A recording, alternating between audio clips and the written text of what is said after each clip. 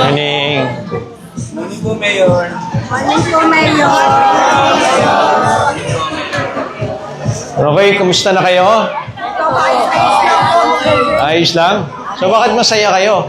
Hindi, paano po may nagpapatawaran mo na kayo? May nagpapatawa. Hello. Okay, so, yun, no? Alam po natin.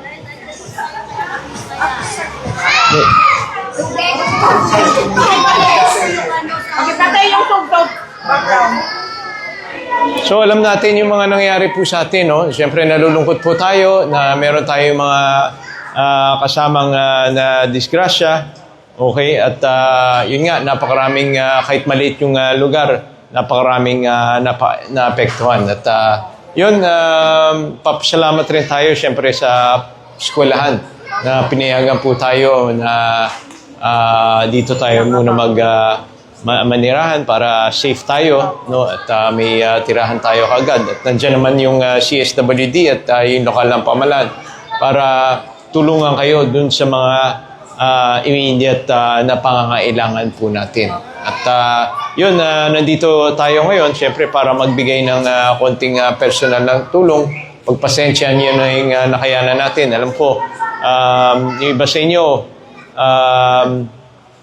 walang natabi. Okay? Wala po. Ha? Wala. Kahit nga po gamit pa yung birth certificate. Birth certificate.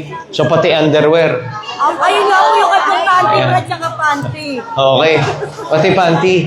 Okay, wala rin. Ayun. So, para makabili tayo kung ano man yung pangangailangan po natin. Okay, tapos yun, pagplanuhan na lang po natin dahil nalaman po natin na private property to, di ba, sa mga kamag-anak po ninyo. So, siguro makipag-ugnayan po tayo dun sa mga sa building official para mas mabilis tayong makabalik. Okay? Pero kailangan sundan natin yung mga patakaran dun sa building official dahil ang pinakaayaw natin mangyari dito, yung nangyari na nakaraan na walang madaanan at merong nadisgrasya. So, kailangan ayusin po natin yung lugar po natin.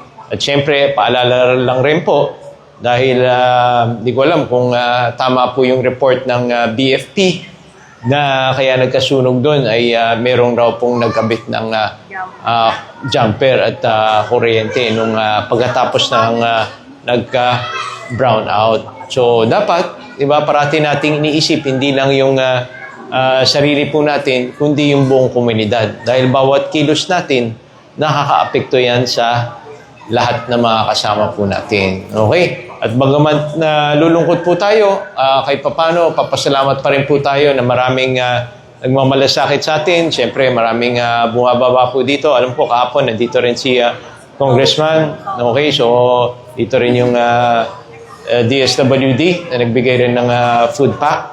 Okay? At siyempre, nandyan rin yung DCMM. Kasabay rin po natin kahapon sa pagbisita sa inyo. Dito rin yung mga barangay officials po natin ng Tangos at San Roque. Okay? So, yun lang po. Pagpasensyahan nyo na po yung nakayanan po natin. Sana kahit paano makatulong sa inyo. At kung meron pa kayong mga pangangailangan, okay, lahat naman kayo, napo-rehistro, di ba?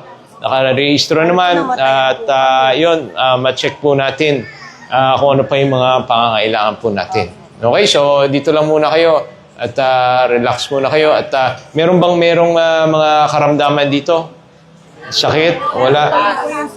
Ngayon, so, yan, kung meron, magsabi lang kayo kaagad para mapuntahan kayo ng mga doktor po natin.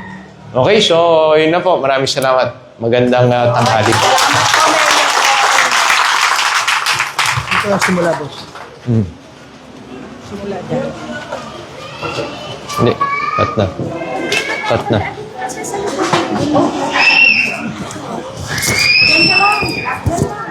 Ayun ko na.